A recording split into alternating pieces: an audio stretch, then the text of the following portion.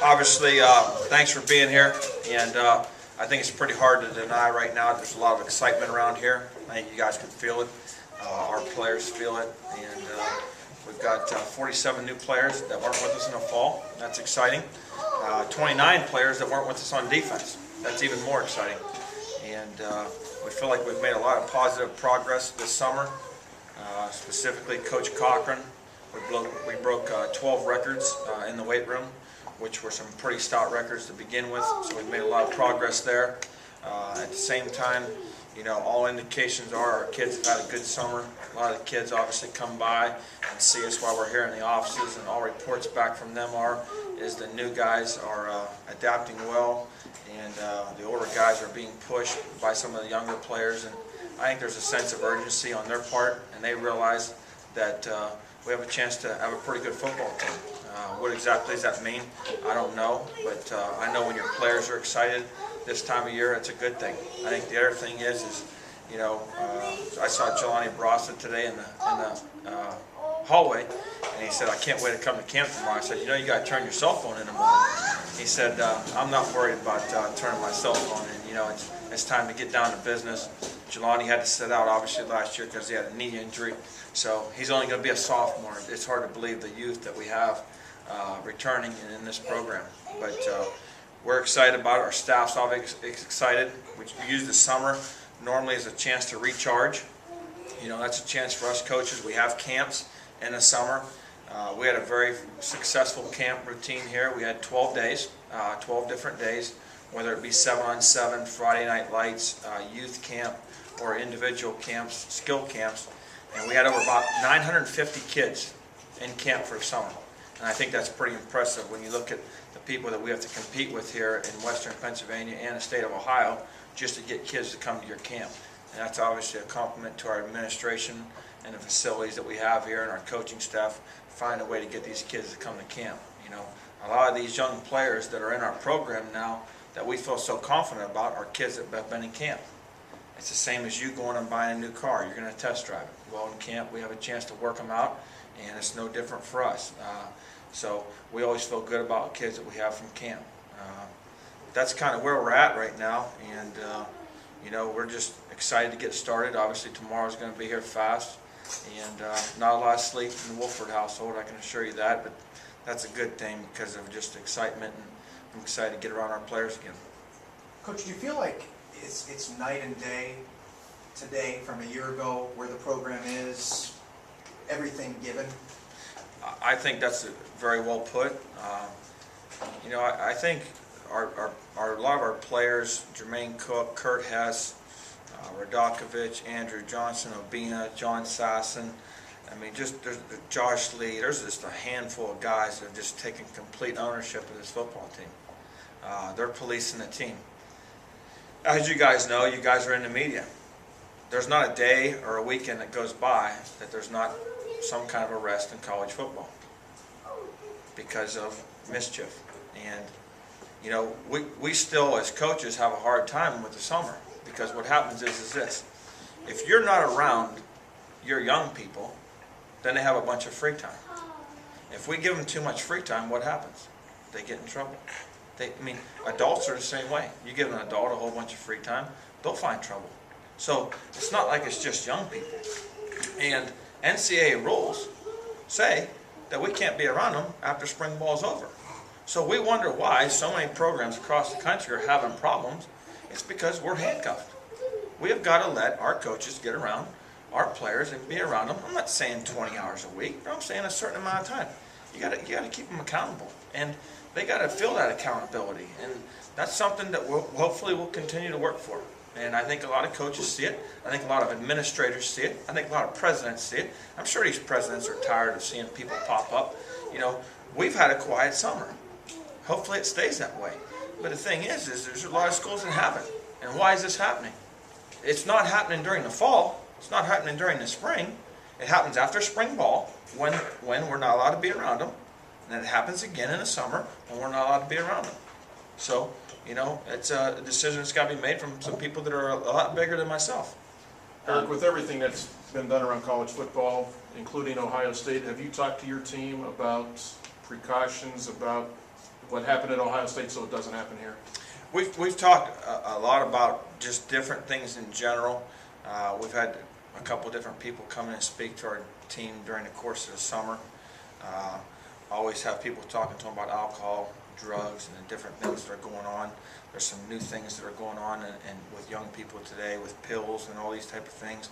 So we're always addressing those kind of things, and you got to make good decisions. I mean, if it's free, you can't have it. I mean, there's no such thing as free.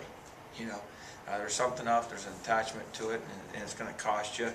And you know, there's other ways to get the things that you need. You need to consult with your coaches about it, and we'll find you a legal way to get the things that you need. You mentioned there's 47 guys here. It says 46 on the sheet. Is there someone that came in? We got a guy that probably arrived about 10-15 minutes ago, so you know, we're excited that he's here today. He's not quite here yet, but he's close to being here, and those are good things.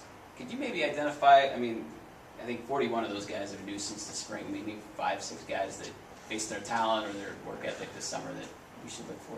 Well, you know, the thing is being that the workouts are all voluntary, I can't tell you who made how many workouts. I can't even tell you who's been there or what.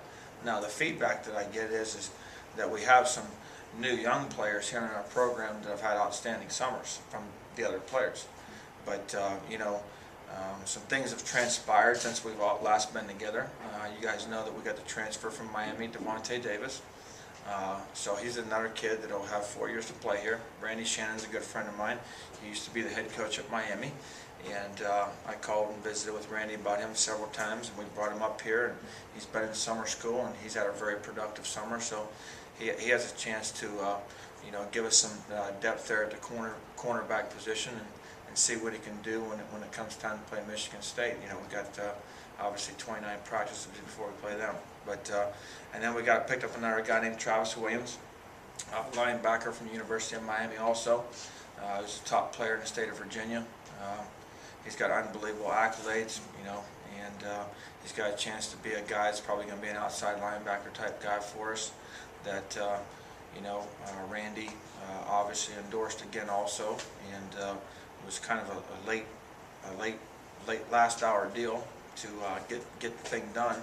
But that's kind of the way recruiting is sometimes. Sometimes you get them done at the last hour, and we're glad to have him here and glad to have him be a part of our program. And so those are two new guys that have transferred that you guys probably didn't have any awareness of, other than just, you know, media outlets and that kind of thing. But they're on their way. Eric, did those players leave on their own with the new coaching staff down Well, there? what happens is, as you guys know, when there's coaching staff turnover, I think a lot of times what happens is players become attached to coaches that recruit them. And I think what happens is new coaches come in, they put the hammer down, things don't get off to a great start. Over time, you know, it's a situation where I think that they almost don't give themselves a chance, and they just go separate ways. And there's been a lot of turnover at Miami this past year, the first year of that coach being there, and I think that's pretty standard nowadays.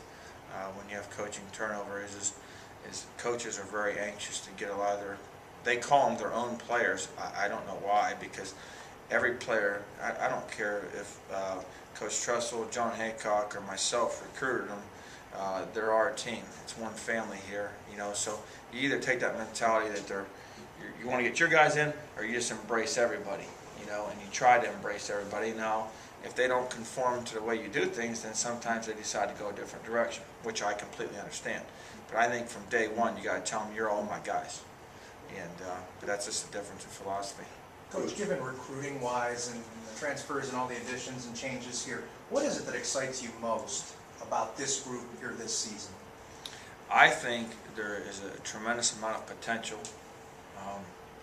you know, and we felt like last year, regardless of the record, we were very close. Close doesn't count though. And we felt like that if we increased our strength, we increased our manpower, meaning more men, we would have a chance to do the things that we're expected to do around here. there's a standard around here. You guys know what the standard is. I don't shy away from it. I know what it is. I think about it every day. My wife will tell you at 1:49 a.m. this morning I was thinking about it. That's just the way it is. I embrace it. But we're gonna get back to the standard, and that's acceptable. And recruiting wise, when you have a bunch of players, young players that come into your program, and the upperclassmen tell you, "Wow, coach, wow, so and so, so and so, so and so, so and so, so and so can play." When the team doctor tells you that gave them physicals, it's like, "Wow, I haven't seen a guy like this around here ever." You know, when someone else tells you some of these guys don't belong here, those are all good signs. Now, I haven't seen them in person do it, but when you get a whole bunch of people giving you feedback like that, that makes you feel good, and it obviously makes me feel good at 29 of them are on defense. Coach, you mentioned there was 47 kids new this fall. What's the percentage? What are the odds of kids that are that new to the program that, I mean, basically have a few weeks to impress you, make an impact this year? I would say, you look at special teams first. It's 33% of the game. And I think that's an area that we can get better real fast. Statistically, yeah, we were probably average in the conference, led a couple, whatever. But I feel like we can get healthy real fast because we'll have a lot more athleticism on the football field. Guys, I mean, if I can beat you to the goal line, I mean, if I can beat you to this spot, I mean, that's what it's about. Offensively and defensively, a lot of them have been here all summer. I mean, our players have their own 7-on-7s. They have their own inside runs. They do their own drills. I mean, they're coaching it up. So they're not completely walking in here and don't have any idea. How well can they physically match up?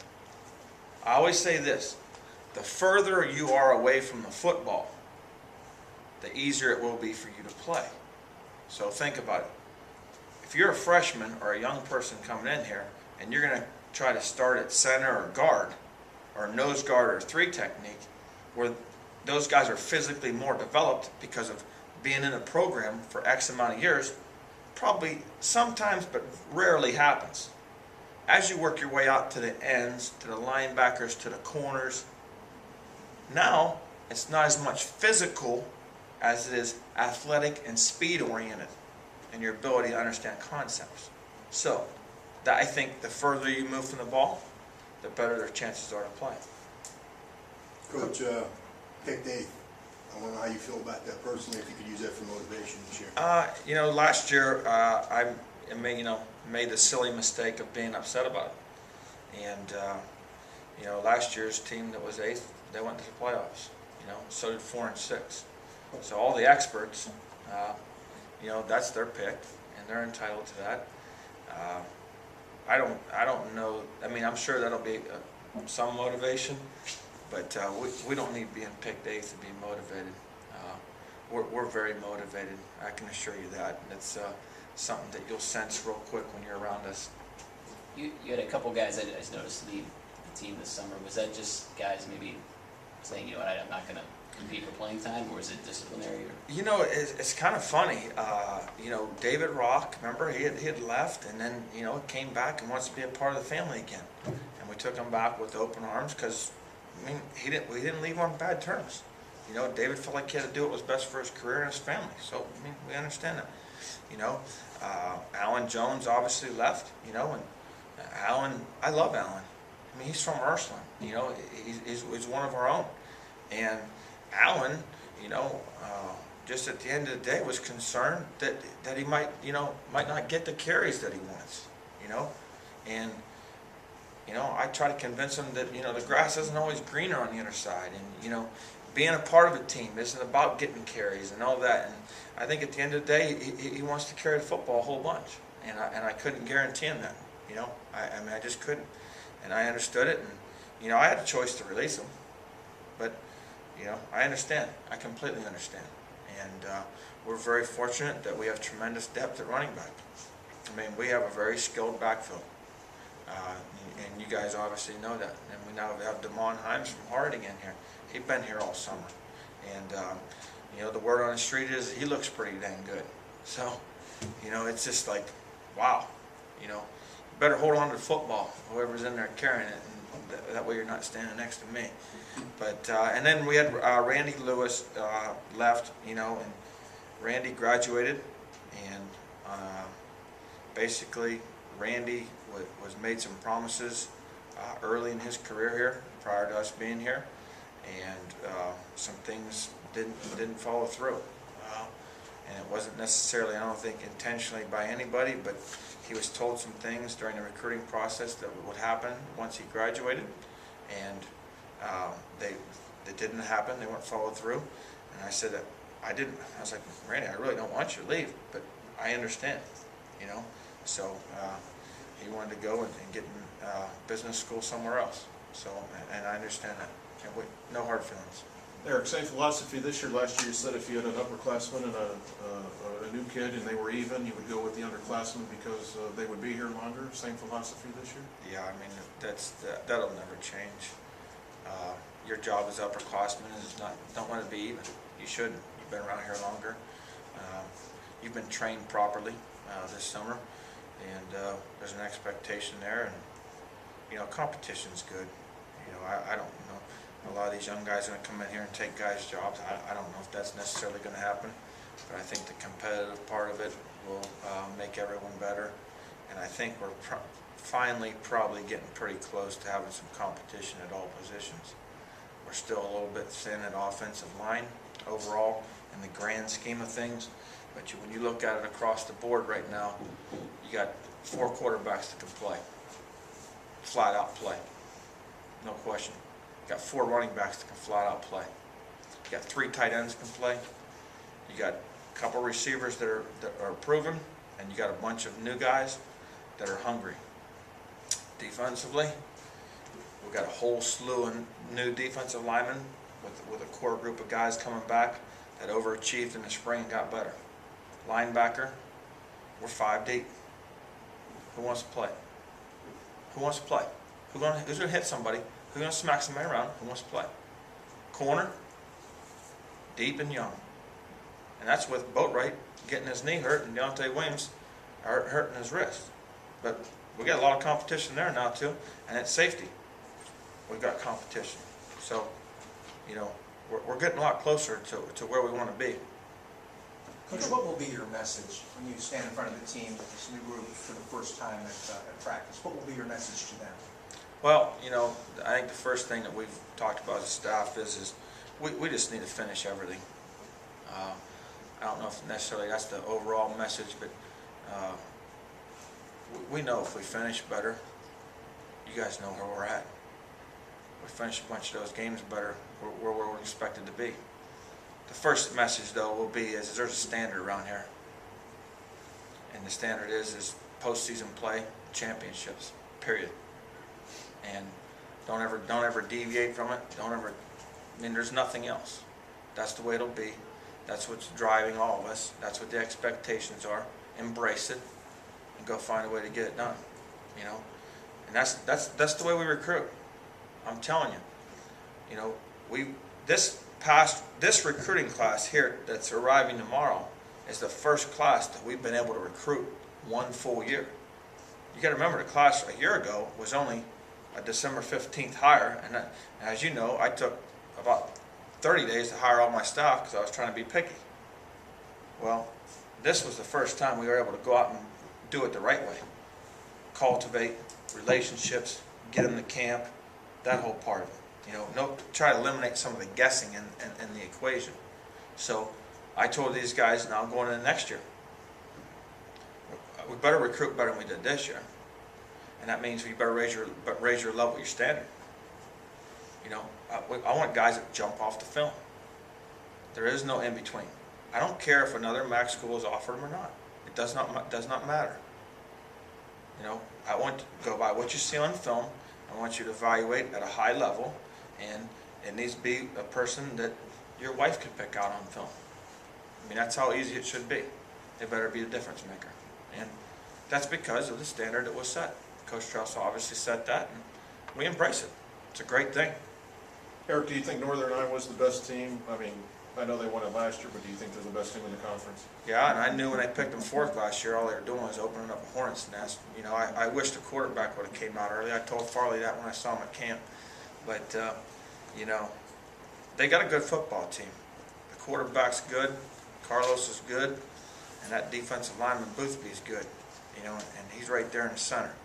But, you know, they got a good football team. There's a lot of good football teams, a lot of parity. You know, a lot of parity.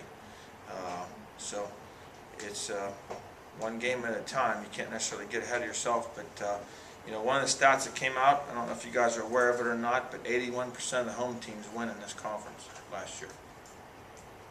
So you better be good on the road. How are you going to be good on the road, you know? That's what you got to figure out. You think So- you got the all-name team here with 22 Dubum, Nava, whatever it is? I call him Bam. Tim, I don't even try to say it. I call him Bam. Tim Tapanua, and I call him Rocky. Contrell Disher and O'Brien. Dish. Hey, we got some names. I think we got 4 Williamses. So I'm glad I'm not Moransky and Bob Hannon trying to do the announcing. 15 duplicate numbers. Bunch of single digits. All these guys want single digits, so we gave out a bunch of single digits. What if you were a single digit? What number would you want, Dana? Probably 3. 3. You look like a 3. How would you want to Or I could have a 0, because people say I'm a 0. No. Count the number of hairs in his head and came up with 0. Ooh, get back to that hair again. That's a sensitive subject. You got 41 guys coming in. I mean, realistically, is it possible a couple guys just say, I can't play at this level? I think there's potential for that. I mean, obviously we don't want that, but I think there's some guys. Well, you always have attrition, you know. But you know, I also sense that there's enough people around here that know that something special going on, specifically with the players. They know that we have a chance to be pretty good, and I think they sense that. When they start telling me that, that's a good thing. That's when I know we're going where we need to be. They just look at me and smile because they know I don't lack any confidence, and we're ready. But they got a little twinkle in their eye. What was your report like from Coach Cochran? You mentioned the records they broke during the summer. What was the attendance, attitude, all that? You know, the thing is NCAA rules, once again, I cannot inquire about attendance. He cannot report attendance to me. That's just how bizarre it is. If they are working out in the weight room, I cannot even go and jog on the treadmill. So I have had absolutely no contact. The only contact I have with them is when they come down into the office and they stop in, sit down, talk, tell me they broke up with their girlfriend, and you know how it's nice to be single again, and you know all those kind of things. But it's we really and they start talking about the players because they love to talk about each other. I mean, it's what they do. It's fun. You know, who's homesick, who's not, all those kind of things, and you know, because we brought in a lot of different guys. You know, you got guys from Florida, you got guys from Georgia, you got guys from Carolina, you got guys from Virginia now, you got guys from Utah, you got guys from Kansas, you got guys from Arizona, you got guys from California, you got guys from Western PA, you got guys from Michigan, you know, Ohio. I mean, we're not just a 1 or 2 state recruiting. We recruit nationally. But we got 33 local players. And that's where it starts. You better have a good group of guys, and we're going to always recruit guys around here we feel like can play. Are we going to chase after all of them? No. Or is our evaluation 100% all the time? No. But we're going to recruit guys that are going to be difference makers, and you know, some other schools might offer some guys locally that we're not recruiting. I mean, that's everyone's prerogative, and it's not personal. But you know, we've got impressive things going on here. Our school is making tremendous strides. Our business school just got voted top 5% in the world. You know, there used to be a perception at Youngstown, you know, it wasn't the academic school what it needs to be. I don't know that to be true anymore. You know, when you start having a business school top 5 in the world, I mean, you're pretty strong. The enrollment's growing. Dr. Anderson's doing a great job, obviously, with her leadership to come in with the athletics here. You know, the future looks bright.